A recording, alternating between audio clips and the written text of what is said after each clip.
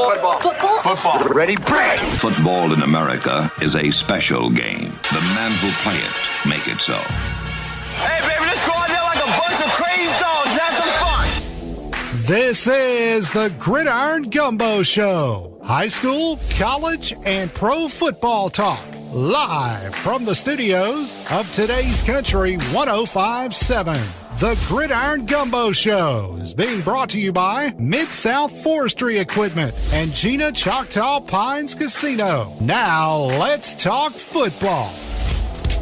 Doing well. We will recap week 1 of the high school football season, preview week 2, talk about LSU's win versus Tech, preview a big matchup against Florida in week 3 of the college football season. Also, we talked about it last week. Not too many great matchups, but it ended up being some pretty fun games in college football. Absolutely, for sure. And then we will talk about Saints-Cardinals. Saints come up short in Kellen Moore's coaching debut. Unfortunately, we'll recap week 1, which might have had the game of the year already. And we'll preview week 2 as well. We'll also do our picks. And me and Mike are already starting out pretty good. In a couple more weeks, we'll own this place, Mike. Yeah, that'd be awesome. It would. We could own the whole town if we just keep up our pace here. We'll get to that and more. It should be fun. Week 1 is over, already in the rear view, already in week 2. Crazy. Can you believe it? Can't 1 believe of 10, and Yep. we've already checked the box off. Had a couple of games last week. I'll have a couple more this week. We'll let you know where we'll be. But we will go down the scores from the area in week 1. 3 games on Thursday. Grand Lake beat East Bow 45-0. North Central defeated Maryville 46-40. That one a high-scoring game. Westlake defeated Rose Pine 34-0. That was our game of the week. We'll talk in detail a little bit more about that one. And then on Friday, Kinder defeated Welsh 36-32. They were up big in that one. And that got close late. They ended up holding on. Vinton beat Overland 36-6. Sacred Heartville Platte 32. Oakdale 0. Sam Houston and Leesville, we talked about it. That game was a high-scoring game last year. It was the same this year. Sam Houston goes to Leesville and wins that one 44-35. But again, a lot of things to take away if you're Leesville. Like you still don't have any issues scoring. It's just defensively is where you'll have to maybe shore some stuff up. But, like that was the pace you played at last year against them. So, it's a loss, but I think, it's a really good team you're playing. So a lot to take away from that, and we'll see them a little bit down the road. Also, the game I was at, the DeRidder Dragons made a pretty good week 1 statement win, 42-13 over South Bow. We'll get into that one in more detail as well. And shout out to the Pickering Red Devils. Again, last year they won week 1 to snap a 4-year losing drought, and they did the same thing. They said 2 straight season opening wins now for the Red Devils. This time they beat Gaydon 56-14 in front of the home crowd the other night. So congratulations to the Red Devils, man. They again 2 straight years starting 1-0. Good stuff. Again, great win, and we'll see them a couple of weeks from now as well. But Against Maryville, huh? Man, a couple of weeks against Maryville. Yep, that's when we'll see them. We did that game last year, but spoiler alert, Mike, you're not supposed to tell them. We didn't release the schedule all the way. Well. So we'll recap the game from Thursday night first. And look, we talked about it on the pregame show a lot during the game. Me and Coach Grange, if you were with us on Thursday night, this was a game last year that was over at the end of the first quarter. It was 38-0 after the first quarter last year. Coach David Weldon takes over as the coach for a full-time head coach, as he was on an interim basis in week 10 last year. But the vibes were better. Look, the result still Westlake 34, Rose Pine nothing. But man, there was just a lot to take away from that positively. I talked about it. It's hard to really kind of spin a whole lot of positives from 34-0 when you look at it like that. Like we said, if you woke up, if they still did the newspapers, and you woke up and saw 34-0 in the newspaper, you just say ho hum. Yeah. Oh, okay, well Westlake won, they had no issues, whatever. But at halftime it was 14-0. I mean, there was not a score on the scoreboard until 9:57 left in the second quarter, 6-0. Rosebud had every chance to be in this and be tied, possibly going to half or down maybe 6 or 7. They got the ball to start the game, and first play of the game, they set the tone early. Devin Janice, first down run. They ran the ball the whole drive until they got kind of down inside the red zone and had a couple of penalties that backed them up behind the sticks. But, what a statement drive. It took almost 8 minutes, and the only thing that they didn't do was come up with points. They actually kind of heaved one into the end zone. A couple of defenders mistimed the jump, and it hit the receiver right in the chest. Like, it should have been caught. I mean, if you ask them, they'd probably tell you it should have been caught. But everything but the points on that opening drive, and then Westlake gets the ball first, their first drive, and they only hold it for about 2 minutes. They real sloppy, fumbled a couple of snaps, a penalty. So they punt it right back to Rose Pine, and then pretty well-timed blitz there by the Rams. They sent a couple extra players. Brady Dupleshan, he had a monster game. He gets a strip sack on Slay Gardner, just kind of pressure bearing down on him. Cooper Williams, I believe, recovered the fumble. That gave Westlake a short field. Braylon Garrick capitalized on the short field, and the Rams 4-yard touchdown run, high snap, extra point, kind of went awry there. But again, first points of the game, 9:57 left in quarter number 2. So even if you're Rose Pine right there, you're thinking, okay, well, that's all kind things of a considered, win. we're in here. A score gets us right back in it, possibly with the lead. They get the ball, and a couple of plays, down the field, a couple of big plays via Colt Hayes. He has a third and 4, 20-yard catch and run, and then a really good throw and catch on a 34-yarder. Slay Gardner throws it up over a couple defenders, and he makes a great adjustment, kind of finding the ball over his head. Kind of compared it to Willie Mays back at the Polo Grounds, running that long outfield over his shoulder. That's what it looked like. Great throw and catch. Then he makes another catch to get him inside the 5, and then they just stall out on the 2. Kind of a mishandled snap there in the short yardage, which we had talked about it on the broadcast. They didn't get in short yardage last week, the week before against Manny. Didn't really want to show it. Who knows? That may have came back to bite them. You got to get reps in that. But again, they stall out, turn it over on downs. Then a couple of plays later, Westlake goes 98 yards. They take over on their own 2, 83-yard touchdown catch from Peyton Kyle. They run a 2-point play. Dax Duhan makes the catch. So 4:49 left in the half. It's 14-0 Westlake. A couple of penalties on the drive. Backed up Rose Pine from having good field position on the ensuing kickoff. They would have started at the 48, backed them all the way up to 25, so they punted. Then Westlake gets it looking to go up, 3 scores and basically kind of put this thing away at the half. And I've talked to a few people about this. It was a 4th down play. Jaden Sandoval made one of the best plays I've ever seen a defender make at any level, not just high school. He doesn't even turn around. The receiver's got a step on him. Really good throw. Just the instinct to look at the receiver's eyes, and when he comes down with the football, he just sticks his hand up, knocks it out. I mean, it's an unbelievable play to keep Westlake off the board, and then, Rose Pine kind of just lets the half, expire. They get the ball back with less than a minute left. So 14-0, at the half, all things considered. Bunch of missed opportunities, and you're right in it. Westlake does take the opening kickoff and drive it, I believe, 55 yards. Braylon Garrick with another touchdown. Look, he had a great year last year. He come in, and they kind of kept him contained, all things considered. But he gets on the board again. And shout out to, we mentioned this on the broadcast as well, place kicker for Westlake, Alicia Cuppins. Mm-hmm. We talked about her. She played basketball at Westlake. She made both of her extra points, and they were pretty good. She makes the first of that one, so 21-0 with 9 minutes left in the third. She immediately got out of there, too. Yeah, and we'll talk about the kickoff, too, because that was interesting. Y'all had talked about that. Yeah, and I meant to, watch, and, her kickoffs were great, too. They got a pretty good foot on it, and then we'll talk about how that has to work, because she's got to she's got to go. I mean, she's got to get out of there. But yeah, that was pretty cool, man. Looked like she knew what she was doing out there. Made both of her extra points. So 21-0 with 9 minutes left in the third. Rose Pine punts. Slay Gardner does convert a 4th and 1. They get try to keep moving the football, and that extends the drive, but it ends up stalling out. They force another 3 and out from Westlake. So again, still competitive. Mm-hmm. Body language looked great. We talked about it Thursday night. That's what you wanted to see. Yeah. Obviously, 38-0 after 1, you ain't got any body language left. Let's get back on the bus. But, still a 3-score game, and the defense is playing well. They're holding their own against a really good team and experienced quarterback. But Rose Pine gets it back. They go 3 and out, and then Westlake kind of final nail in the coffin there. Dax Duhan, a 6-yard touchdown run. They go for 2. It was no good, but I hypothetically said this. This was to close out the third quarter.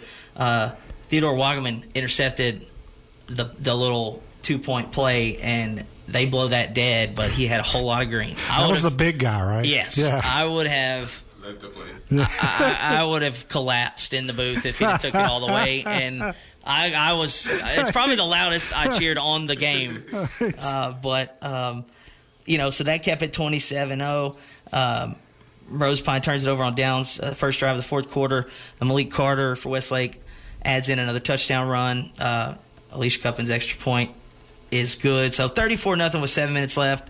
That pretty much was the end of the scoring and basically, ended the game for Westlake. But like I said, look, it was a lot better than it looked last year. I know the end result's still the same, right? You said you guys had mentioned even in the stands the body language. Yeah, I mean everything about last year, and I wanted to move along from it as well because I had to sit through it. Yeah. And I talked about how displeased I was at some of the things going on because that just you could feel that something wasn't right, and I didn't feel any of that on Thursday, and that's first of all, that's good. That's good. Yeah. The team's still very young. Mm-hmm. It's hard to say that, and like Coach Grandje said, it's tough to keep saying the same thing. Yeah, when is Rose Pine ever going to grow up? Yeah. Well, that's just a product of what you got at the skill positions. Yeah. The offensive line's pretty experienced. They looked pretty decent. They established the run early. It kind of dried up at the end, but they're still young. Freshman quarterback Slade Gardner played great. Were there some things he could have done better? Absolutely. I mean, you look at that. If you're not trying to improve on something, then you're falling behind. But for all things considered, man, he played great. Made some winning plays. It's just the end result's got to change, and that's I'm sure what they'll be working on this week as they that's get ready. That's going to take time. Yeah, as they get ready for their next game. You work on short yardage, goal line stuff, just execution inside the red zone. We said it looked good everywhere in between the 20s, but that's just the next step, and that's just going to come with experience and maybe trying to find some of your favorite plays that you got stashed in. Like this is what works, this is what we're comfortable with. But man, all things considered, look, it was a 34-0 defeat, but like I said, the vibes looked good, the team competed well, and that's. If they can play like they played Thursday this week against the Grand Lake team that's coming in, I would just say that Grand Lake's not better than Westlake. If you can compete like that, you should have a pretty good game on your hands. But yeah, they played well. Like I said, Colt Hayes made some really good plays. The offensive line held up pretty well. It was Devin Janice ran the ball well. He ran hard. You just didn't execute in the red zone, and that's what's going to have to change. Yeah. If you want to win, you got to score. Got to score points. Can't score if you can't win if you can't score. I mean, that's the bottom line. And when you figure that stuff out, then the floodgates open, right? Yeah. So Rose Pine will be back at home Thursday. Again, back-to-back Thursday nights. Nice to be home back-to-back. Yeah, back-to-back home games. Last year they were on the road for the first few, and so that schedule changes, and now you're at home, and it'll be Military Appreciation Night. We'll be there for that. I think we announced it Friday night or Thursday night of last week. Hard to keep up with. Yeah, Thursday, Friday, whatever. You're pulling double duties. So. Yeah, so that'll be our game of the week. You can catch that on today's Country 105.7. About 6:40 we'll go on. Me and Coach Grandje. Mike will be in the producer chair back here, spinning the ones and twos. Should be fun. Look, like I said, if Rose Pine, I was actually started to watch the Grand Lake film today, this morning. I started watching a little bit of it. They handled East Beauregard pretty well. East Beauregard kind of special teams was a big thing in that game, and I was a little bit worried about the special teams for Rose Pine because that wasn't great against Manny, but it was pretty good, all things considered, the other day. East Beau had a couple of punts that just went awry, and Grand Lake was able to take advantage of some short fields. Also, a few penalties for Rose Pine. That we'll talk about penalties later in the broadcast with the Saints, but that penalties can stall a drive out just as quick as you start it. And I think a lot of penalties that had more than Westlake. And that's something they got to clean up. Yeah, that's got to be cleaned up. And like 5 penalties and 2 turnovers. If you want to look at the finer details, those are some of them. They can keep a team from, maybe being in a 27-14 game or a 23-14 to being 34-0. Yeah. That's when you boil down to it. Those are the things you look at. But again, they will be back in action on Thursday. You can hear that one on today's Country 105.7. We'll flip over to the game Friday night that I was at, and we'll bring in one of our new guys to the team.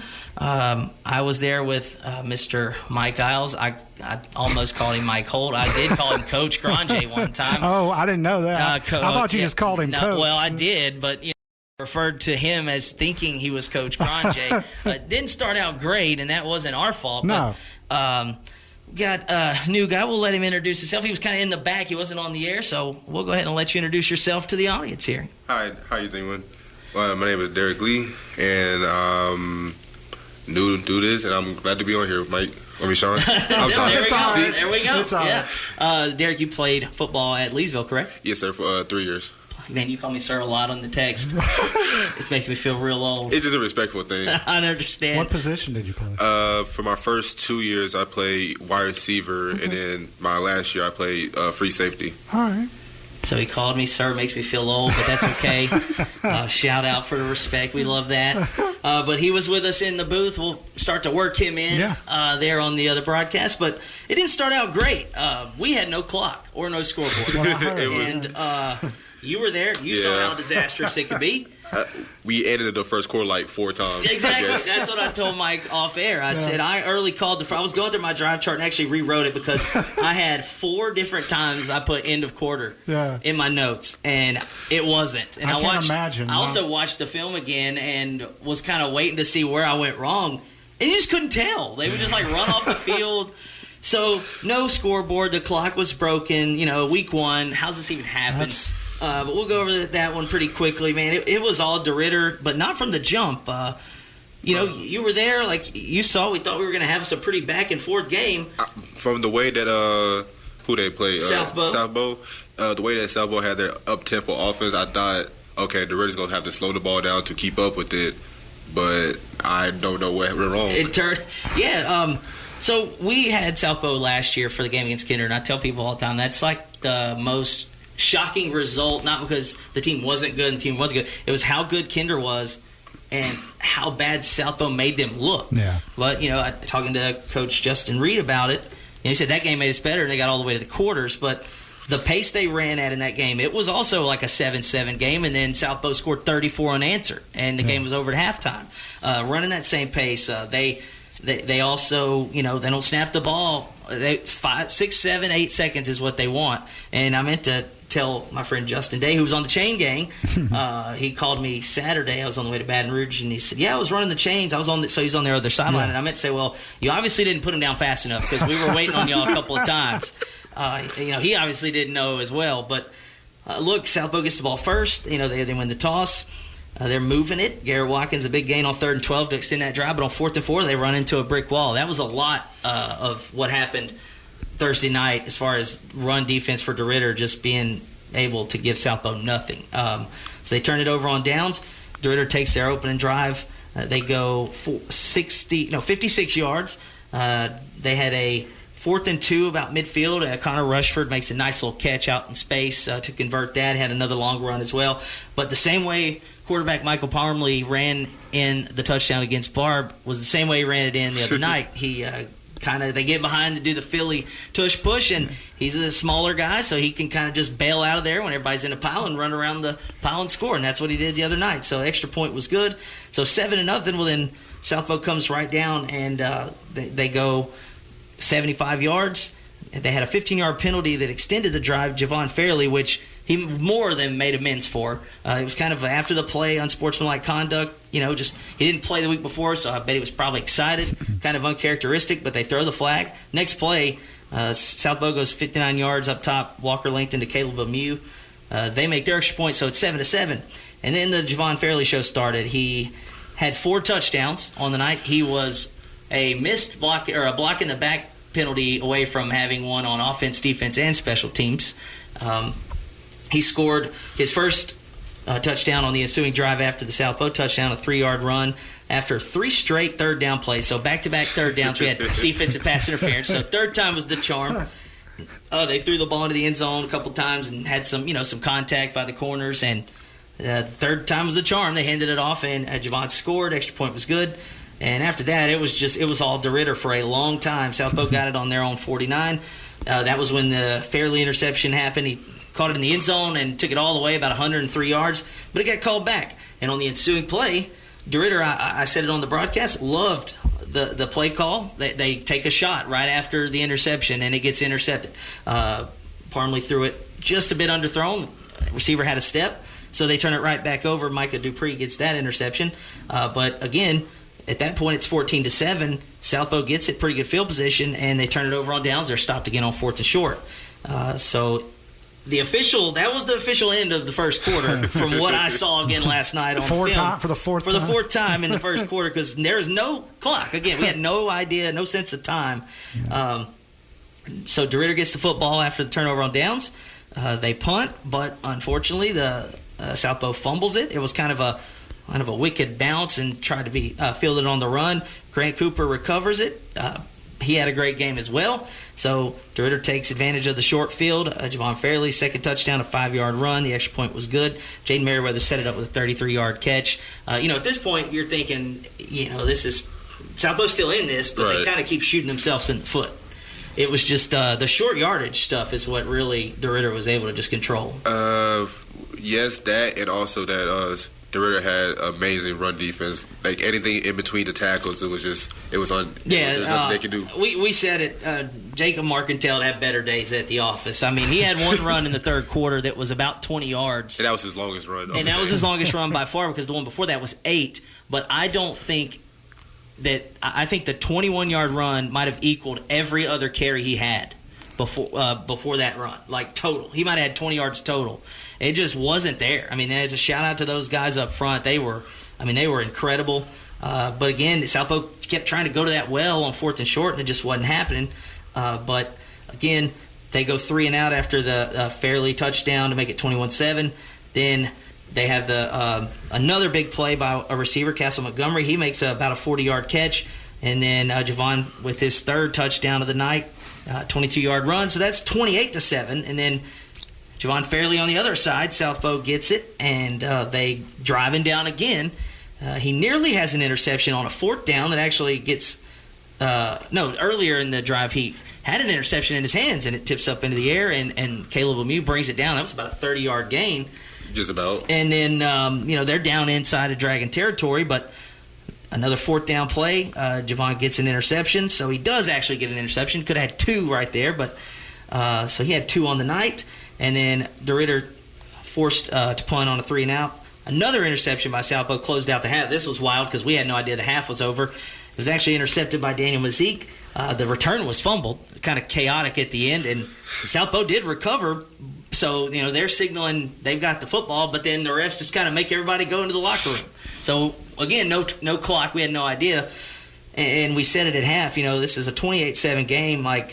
Southbow's got to make a stop here out of the locker room. Well, they don't. Opening kickoff, Javon Fairley goes 82 yards for a touchdown. How did they handle the hydration timeout? Well, they knew, and they did the water signal. That's the only thing we knew. Yeah, we only knew hydration break. We only knew. And I think one of them felt like it was 20 seconds. I don't think anybody got hydrated. They just went there and just came back. Yeah, they went, and we're like, well, that's the hydration break. And then they were back on the field. So we might have missed that, trying to figure out what it was. What was going on, yeah. I hope I don't have to have that again. But again, Javon, 82-yard kickoff return right out of the locker room. That pretty much was the nail in the coffin.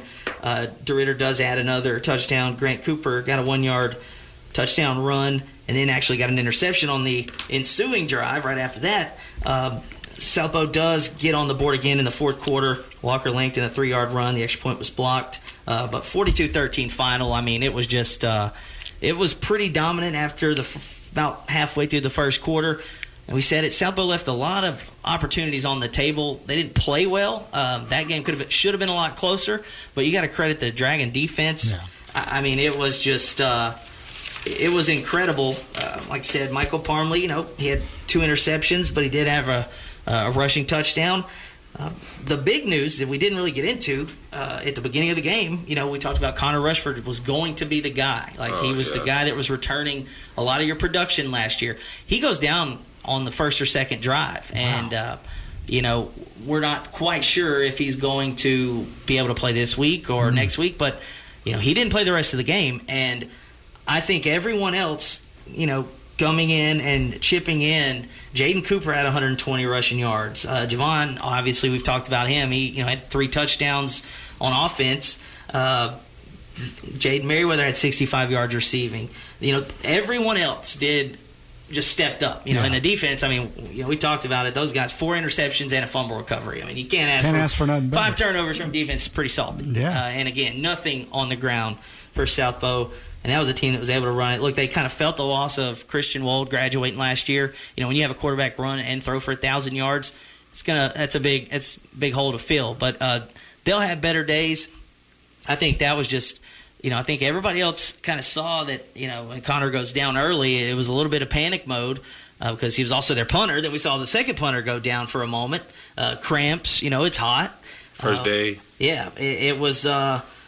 And the fact that you got to sit him out the entire game and you still were able to put up 42, pretty good. And we said that Thursday night.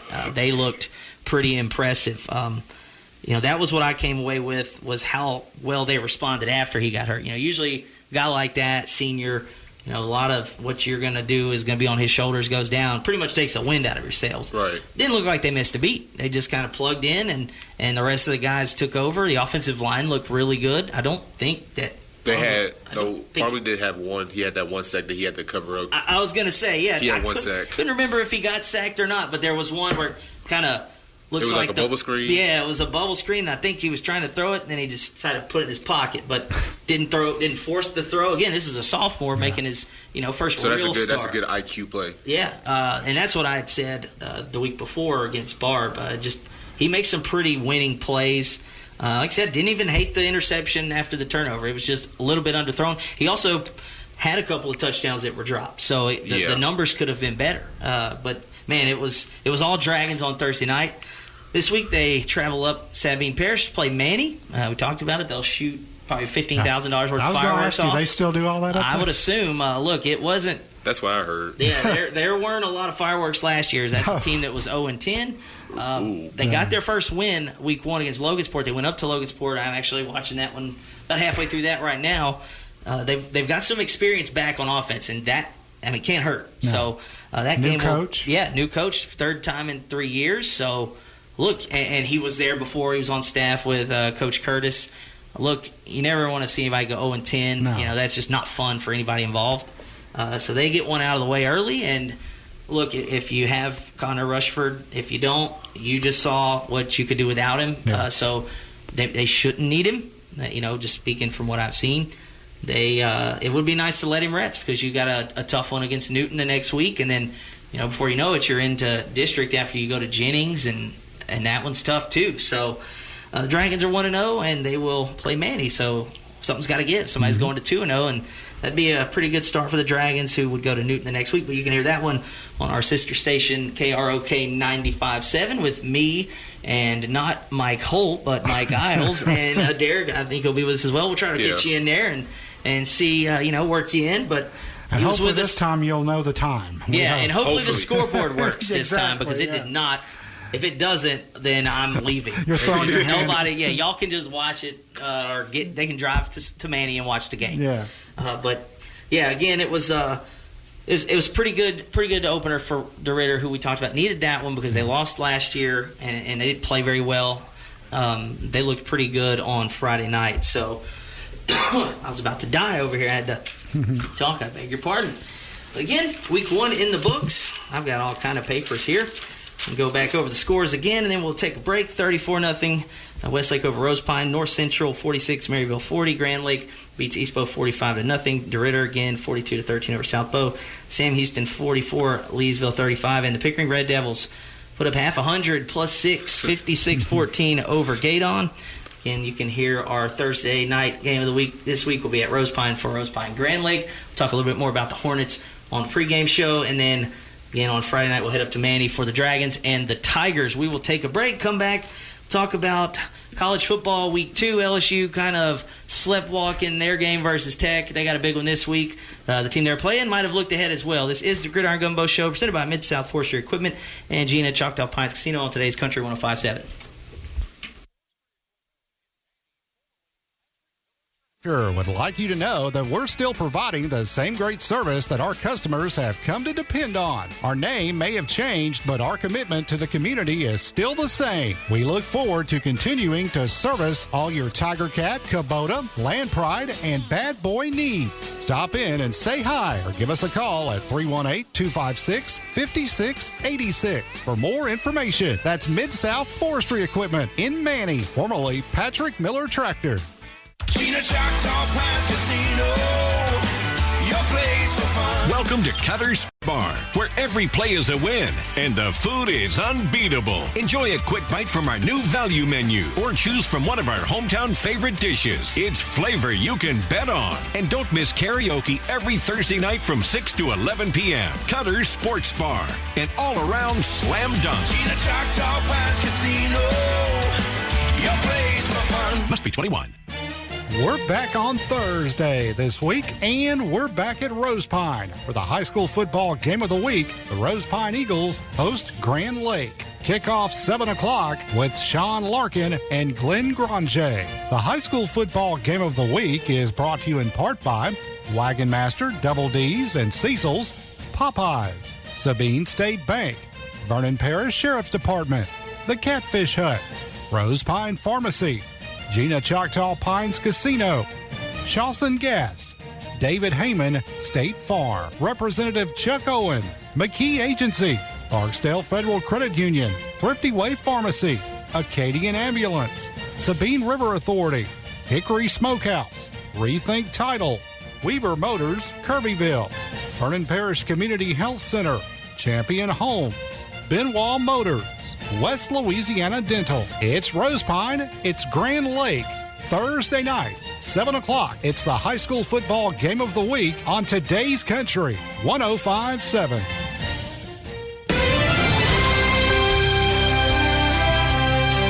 Welcome back to our second segment here on the Gridiron Gumbo Show. Sean Larkin, Derek Lee, and Mike Holt with you. We have talked high school football week 1, previewed a little bit of week 2. Now we move to the college game where I think we said this last week, Mike. Could have been me. After that big win against Clemson, we thought LSU might come in a little flat. They did. 23-7 over Louisiana Tech. Look, no disrespect to Louisiana Tech, but it was not Clemson. But you expected an emotional win coming in, maybe come out a little flat, and they just didn't play very well. No. Defensively, they did. It seemed like everything they tried to do on offense was hard. Yeah, and we'll talk a little more about that. But yeah, I think it was a step back. Like I said, emotional letdown probably. Garrett Nussmeier, not a great game. 26 of 41, 237. That's a 5.8 average. Threw a touchdown pass to Nick Anderson, his first as a Tiger. Interception on the first drive of the game was awful. Man, that's a fifth-year senior. Yeah. The guy's open. He's got 5 yards on him. That's got to be thrown to the sideline and out front. I hope maybe he's got like a shoulder issue because that was about 5-10 yards underthrown. That's a touchdown if it's a better throw. There was a couple of times he missed some receivers. Now, also, there were a couple of times where the receivers didn't help him out. Like I said, Nick Anderson catches his first touchdown. Barry and Brown had 94 yards. Aaron Anderson, 73. So, they still got it done with those guys. Running the ball still not. No. It's terrible. Yeah. We had a feeling it would be. It wasn't great the other game against Clemson. But it was better than this, actually. What did me and you talk about off air? We don't need all this fancy. Yeah, just line up and run the ball. We said it. It wasn't going to be great against Clemson, but you did more than enough. Yeah. But you didn't even run the ball that well. Caden Durham was 13 for 29. He had a touchdown, but Xavion Thomas had a long of 48. He had 6 for 54, so you take that one out. Obviously you can't, but it wasn't great. I came away with this thinking we got to get Harlan Berry some more touches. The number 1 high school, running back in the country. He flashed. He got 1 carry against Clemson, and it was to the left side of the line on the play after your starting left tackle goes down. So they didn't really put him in a situation to succeed there. But he had 6 for 56. 43-yard run was awesome. Spun off a couple of defenders. Couldn't punch it in, though. He got a couple carries down inside the 5 to try to finish it off. Unable to do so. Braylon Moore, starting center, that we said come out of there healthy. That's all we wanted. Well, they didn't. So that sucks, too, because now You're starting center. We don't know how long. And then Trey'Dez Green goes down late as well. Yeah. That's a guy who you can get in the red zone, just throw it up to him. But yeah, I mean, those guys can't miss a long time. But even if they do, you still have a guy who started last year, and DJ Chester, who can just slide in. That's the type of depth that LSU needed to build. We always talked about that's the depth they had. So they had starters depth come in, and again, it's still Louisiana Tech. No disrespect, but that's not an SEC opponent. No. You've got to be able to just execute and run the football, and they couldn't. And it seems like they're just trying everything. Everything, misdirection, reverses. Getting cute. Yeah, just line up and run it. Yeah. If you can't just line up and run the ball, that's how you get penalties, on illegal motions. We had a couple of those. Yep. It's frustrating because if you can't just line up and run it and get 4 or 5 yards, we're in trouble. It was a step back from the Clemson game because they ran the ball well against Clemson. They had some nice play designs. And Joe Solon knows more about football than I do. I gave him credit week 1 because he had some really neat play designs. It wasn't great in the first half, and it got better, but, man, it just wasn't – the scheme's not great. The throws, you're not able to throw the ball down the field. And you felt like going in, they should have won by more. The spread was about 37. Yeah. I told you, I think, on here last week, if I had to take it, I would have taken Louisiana Tech. Yeah. 23-7 is, you still left some points out there. Yeah. First drive was interception. The next one was a missed field goal. You finally get on the board, but it just felt like driving the ball down the field felt like pulling teeth. Absolutely.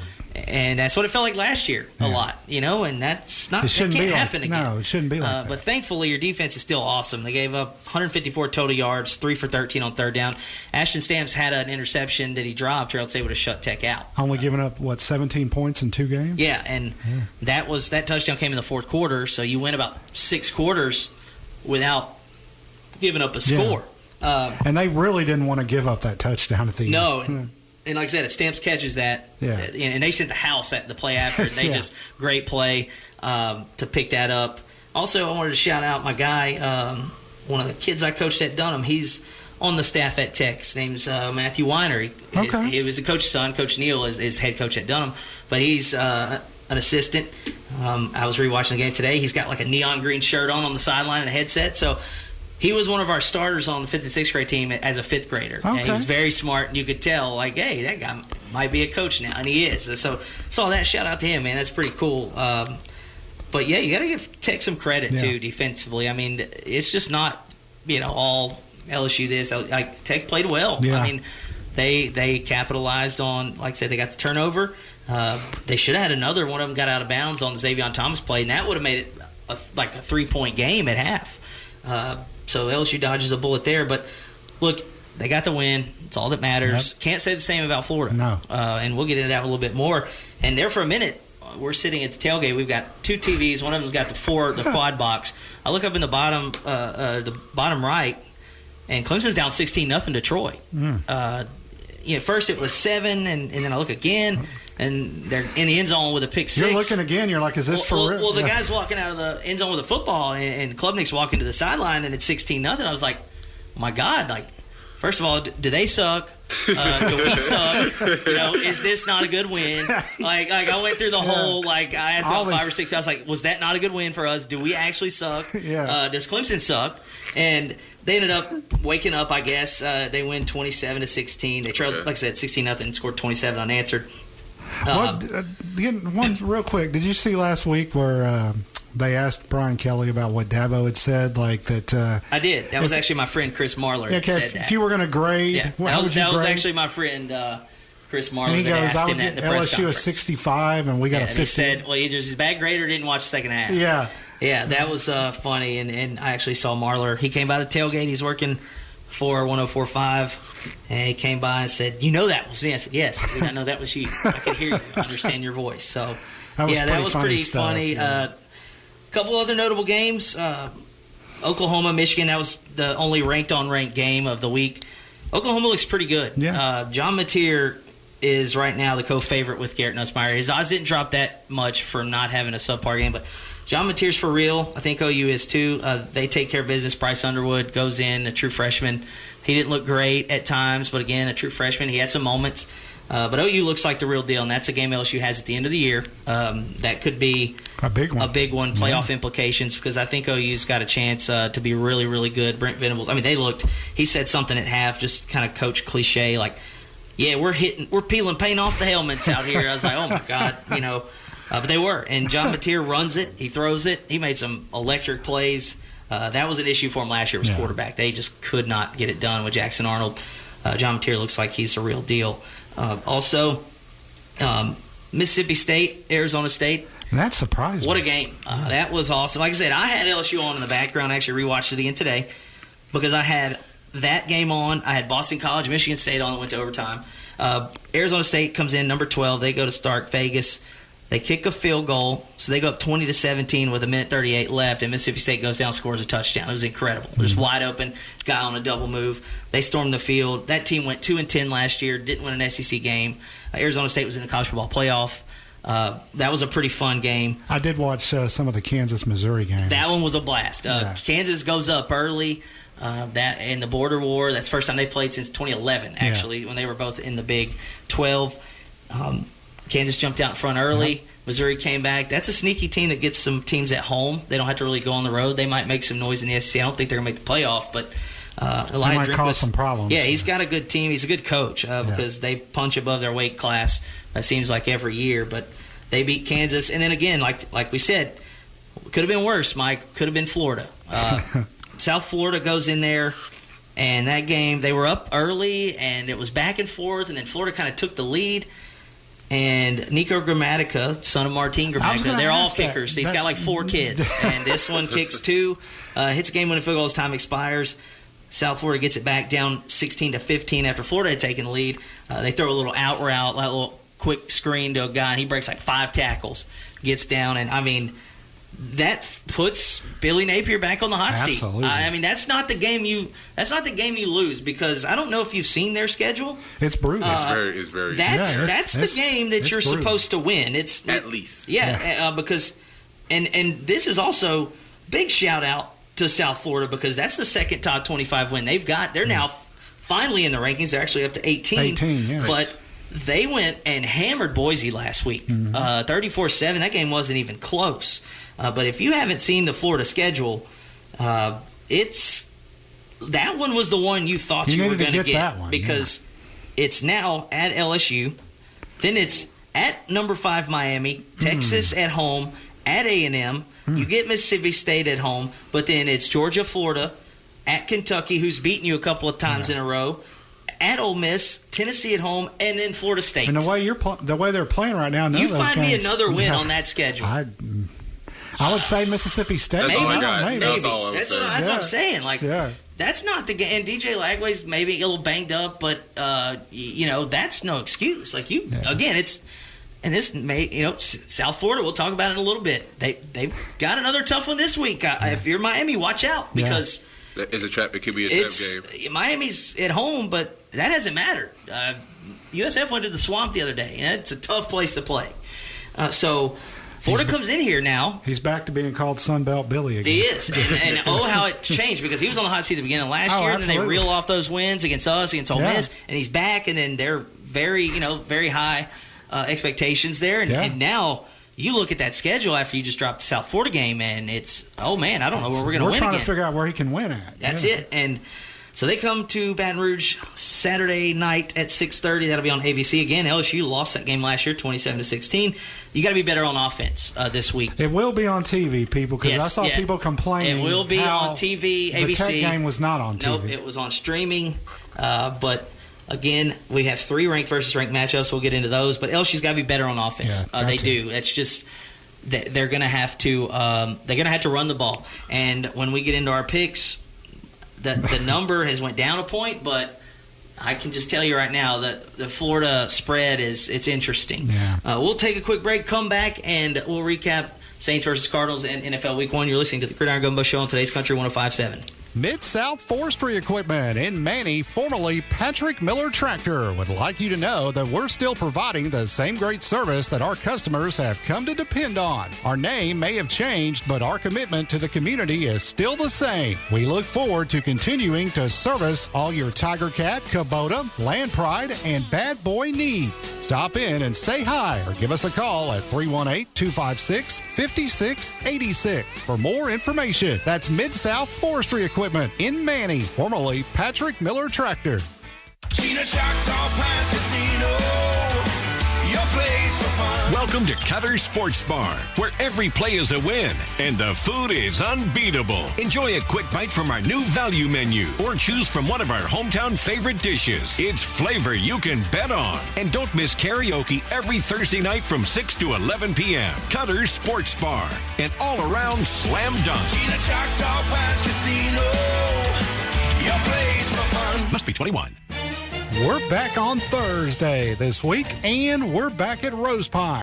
For the high school football game of the week, the Rose Pine Eagles host Grand Lake. Kickoff 7 o'clock with Sean Larkin and Glenn Granger. The high school football game of the week is brought to you in part by Wagon Master, Double D's, and Cecil's, Popeyes, Sabine State Bank, Vernon Parish Sheriff's Department, the Catfish Hut, Rose Pine Pharmacy, Gina Choctaw Pines Casino, Shawson Gas, David Heyman State Farm, Representative Chuck Owen, McKee Agency, Barksdale Federal Credit Union, Thrifty Way Pharmacy, Acadian Ambulance, Sabine River Authority, Hickory Smokehouse, Rethink Title, Weaver Motors, Kirbyville, Vernon Parish Community Health Center, Champion Homes, Benoit Motors, West Louisiana Dental. It's Rose Pine. It's Grand Lake. Thursday night, 7 o'clock. It's the high school football game of the week on Today's Country, 105.7. Welcome back to our NFL segment here. Closing out the show. Sean Larkin with you, Derek Lee as well, and Mike Hull back there behind the desk, working the ones and twos. Mike, we were on here last week talking about how week 1 was going to go for the Saints. I said this was a winnable game. Yeah. And that's what it was. That's how it panned out. It was winnable. They had a chance at the end, and ultimately they lose 20-13 to drop their first season opener for the first time since 2018. They had a 6-game win streak in season openers. So that ends, and I guess I'll say it. I was going to say, well, if you remember what happened in 2018, we reeled off like 12 in a row after that. Don't think that's happening this year, so I don't have to say that. If you're looking for a silver lining, I ain't got one there because the schedule ain't going to allow it. Okay, and Drew Brees ain't walked through that door. Nope. So, but who did walk through the door from the 2018 team, other than Cam Jordan and Demario Davis, was Teron Armstead. He actually, announced his retirement. He had been in the city for the weekend. He actually led the Who Dat chant. That was a guy who was just an absolute warrior for the Saints forever. He got drafted in 13, played here 8 or 9 years. I think 2021 was his last season. So just a Pro Bowler. Man, he battled through some injuries too. He'd always play injured late in the year. Again, I say it every time. He's one of those guys when you go back, I can say it now, but when you look 10, 15 years down the road, like at this team from that 17 to 20 little window, that's one of the guys that should have a Super Bowl ring, just like Cam Jordan, just like Marshawn Lattimore should have, just like all those guys that were on that 18 team. Those guys should have a Super Bowl. He did everything but it's pretty cool seeing him back. I didn't realize some of the things he had said. Like, I think it was somebody in his family had died. Miss Benson had gave him the plane to take him up, gave her plane to take to the funeral. Just some things outside of football that he said he was really appreciative of. But it was the first quarter was pretty good. Look, the Saints took a lead. The defense played really well. I said it, earlier. Cam Jordan, man, like that guy's in year 15. My God, he looks like he's in year 2. Gets a sack on the first drive. I thought he took Kyler Murray's head off. Mainly because he's as tall as I am, but he really came in there on the play action and just kind of like grabbed him up, around the neck, and he looked fast. Demario Davis played well. Alvin Kamara looked his vintage AK on the run. You were telling me off the air, some people were, wondering he didn't get a lot of touches. Yeah, and we'll get into that. It was 20-13. We'll get into the stats. 11 carries for 45 yards for Alvin, a touchdown, the long of 18, which, showed everything. Broke the tackle, balance, get to the outside. Only had 2 catches. So 13 total touches. We'll kind of get into why maybe that's not so bad. Yeah. Spencer Rattler didn't play bad, didn't play great, but, he played well enough. Yeah. It's just, guys, I don't end. think you understand. It's not going to look like it did for 15 years. No. Drew Brees ain't walking through that door. And the fact that the Saints, Sean if you knew not. what the Saints were before 2006, then you realize this is about what we witnessed for my first 16 years of existence. Yeah. And the people before me that died and never even got to see Drew Brees play, that's what they saw. Yeah. They would probably be ecstatic with what Spencer Rattler did. 7 of 46 for 214. That's just a 4.7 average, which I do think they could have pushed the football down the field a little bit. But I think when you're looking at it, it's a personnel issue. Saints don't really have that. No. They got Rashid Shaheed. Yeah. They tried to go to him on one play that was actually an awful throw by Spencer Rattler. They lost Chris Olave. Yeah. Chris Olave goes into the tent twice the other day. Twice? He went in early and then came out and then he went in again. Of course, he was hurt last year. Yeah, he had a couple of concussions, so you've got to monitor that. Yeah. The offensive line, Tali Fuaga goes down early. Yeah. You were without Trevor Penning. It seems like it doesn't matter who the head coach is. We're still cursed injury-wise. They can't catch a break on the offensive Julian Blackmon, the safety you had to trade for because Tyrann Mathieu announced his retirement. He's out for the season. He played with a torn labrum, and he played pretty well. They had a chance to win this thing. Yeah, Mike, the defense, there were a couple times where they had chances on a 3rd and long to get off the field. They couldn't. Yeah. But all things considered, they gave up 20 points. It'd have been so cool to see them be able to do it. Yeah, they had a chance late. They got the football, and I think Spencer Rattler looked pretty good in the no huddle. Mm-hmm. But I understand you can't run no huddle every time. No. There was, there were opportunities where he got in on the scoring drive. Yeah. But again, that was still a 10-play drive. It's going to take 10, 12, 15-play drives for the Saints to score. Mm-hmm. That's impossible in the NFL. You've got to be able to hit a big one. Do it quick. You got to hit a 45-yard pass. Yeah. And then finish off the drive in the red zone. Like, you're not going to do that because, again, you see penalties and, incompletions and then sacks. But, the penalties was another thing I was a little disappointed in. There's just too many. Look, 13 for 89. It's not winning football. Yeah. It's not winning football. So many penalties, illegal formation, illegal shit. Like that illegal shifts, I saw Kellen Moore talk about we've got to emphasize that because we spent a whole lot of resources on that in the offseason. Yeah. You got to know how to line up. Mm-hmm. That's. And you would think people take that for granted. That's the thing. But I get it. There's a lot of moving parts with the offense, and you really shrink your package when you can't run what you want to run. And then when you get out of 1st and 10 or 2nd and 6 and you get an illegal shift penalty, then you're back into 2nd and long. Mm-hmm. And this offense can't be in that. Yeah. Alvin Kamara did score, like we said. That was the 1,000th Saints touchdown in the Superdome's history. They announced that during the game, actually. Okay. So that was the 1,000th touchdown that the Saints had scored in the Superdome, which is celebrating its 50th year. Opened in 1975. You were in attendance Sunday. Yeah, I was. And look, the vibes were great. Yeah. And I had fun. We were there. It was, I think a lot of people went in with the same expectation I did. Just not expecting. Didn't play, just kind of compete. Yeah. They did, and they had a chance to win. I would have really loved to see, first of all, Juwan Johnson catch the ball. He had a great day up until that, but this is a guy who signed a 3-year, $30.75 million extension. You got to in catch May. the ball. Catch the football, man. Like, that's what you get paid to do, is make a catch in tough spots. It's not going to be perfect every time. You got to help your quarterback out. Mm-hmm. We said it, during the LSU game. You talked about last week. You thought this was a game they could get. They could, and they were leading. They got down a couple of scores, kind of battled back. 1 for 4 in the red zone's not going to cut it either. No. The one they had was the 18-yard touchdown. Blake Grupe can't miss field goals. Yeah, you can't miss a field goal there. With kickers missing field goals as of late. Yeah, he's good. He's a great kicker. He's been awesome. That's one of the guys you take in fantasy for the Saints. There's not many, but you take him. Yeah. And he's got to execute that. That's not a long field. That's an extra point. About a 35, 36-yarder. You got to knock that in. That's early in the game. But you still had a chance. Just unfortunately, you come up short. I thought I was in the end zone that Juwan Johnson, the play was in. I thought he caught it. Yeah. He had it. And when you look at the still shots and watch the replay. He's got it until he hits the ground. Yeah. And it's got to be caught. The fourth down wasn't. You'd like to see Spencer try to just throw that into the field of play. Like he didn't give Chris Olave a chance there. But Saints are 0-1. They've got a Niners team coming in this week that's 1-0. Banged up. They're banged up. On the way home, I was watching Red Zone and had it on driving back from New Orleans, which, man, that's such a brutal drive after a loss by yourself. But George Kittle goes down. He won't play this Sunday.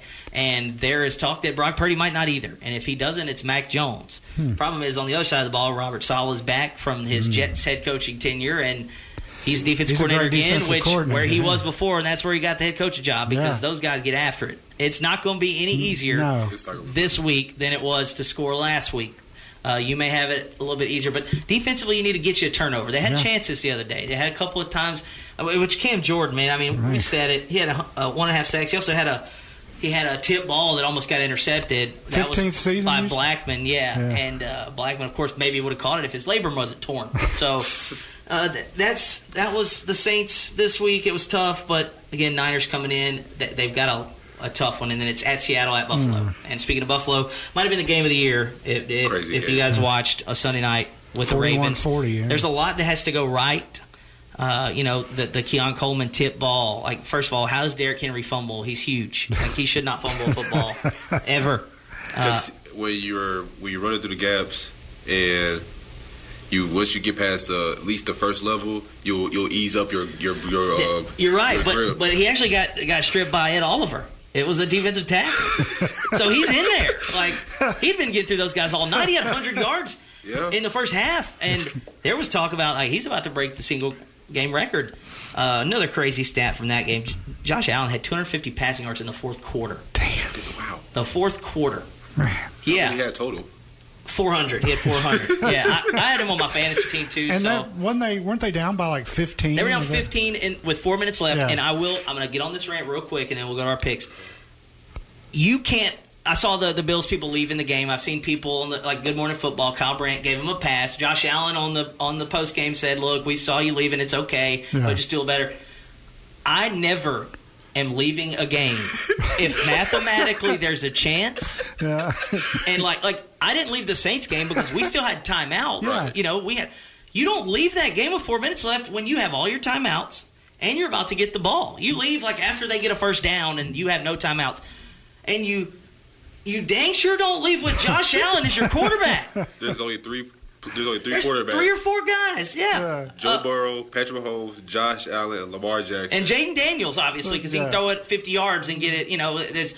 That's a luck. We played, but again, you've got to put yourself in that position. Right. Yeah. I was at one of my favorite Saints games I've ever been to. Was we played Washington when they were the Redskins back in 2017. It was Alvin's rookie year. That was kind of when that team started getting on a run. You knew something special was going on.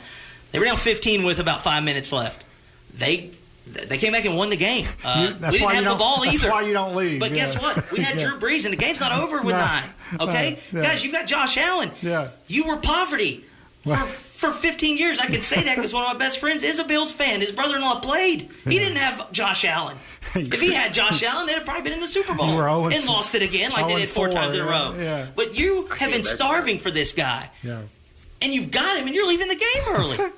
Yeah. I mean, shout out to the ones that stayed because those fans are some of the most passionate. Yeah. But if you left, you're a fraud. Just like everybody else that leaves, frauds. Can I say one more thing? Yes. Did you see the Bills fan that pushed DeAndre Hopkins after the touchdown? And then Lamar Jackson, and then Lamar gave him the... Yeah, but there's a video on X, if somebody can probably find it, that he did an apology. Saw the apology. And he's in a neck brace. I saw that. He's in a neck brace. He's banned from the stadiums.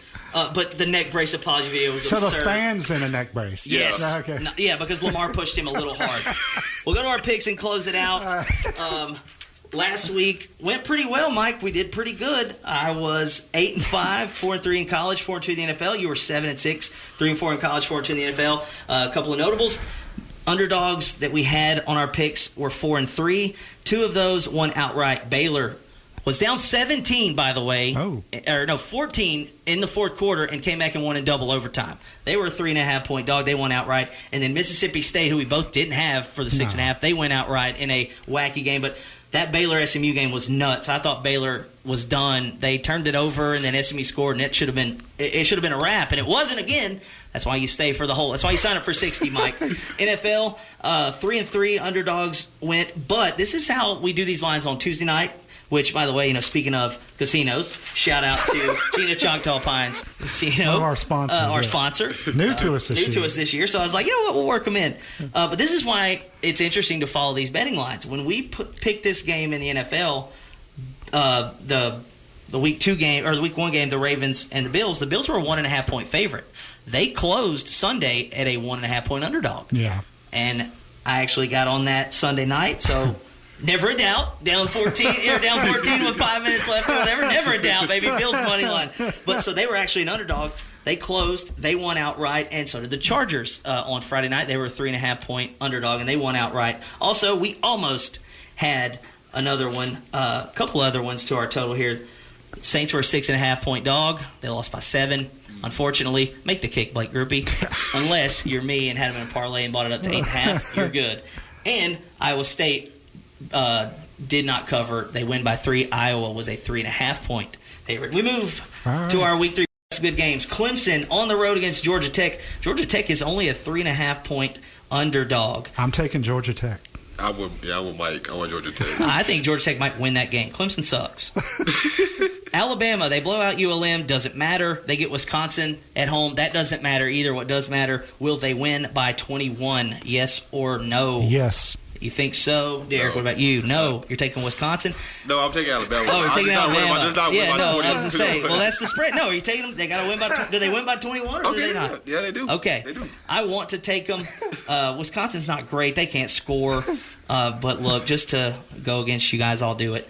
Georgia, Tennessee, this is where game day is in Knoxville. Tennessee only a 3.5 point dog at home. Georgia, this is kind of, we'll figure out about Georgia. I think they're good defensively. Gunnar Stockton's first road game. I'm taking Tennessee. Tennessee plus 3.5, Mike. Yeah. All right, Derek, what about you? Georgia. Georgia to cover. They'll win by 4. I think I'm going to take the Vols. Offense looked good against Syracuse, but again, whole new animal. A&M goes to Notre Dame. Notre Dame had a bye week last week. What? They play Miami, had a bye in week 2. I guess they had to get ready for this A&M Aggies team coming in. They're a 6.5 point favorite. I'm taking A&M. A&M lost that game at Kyle Field last year. I'm going to take A&M to cover. I'm going to take A&M. I'm with y'all. All right.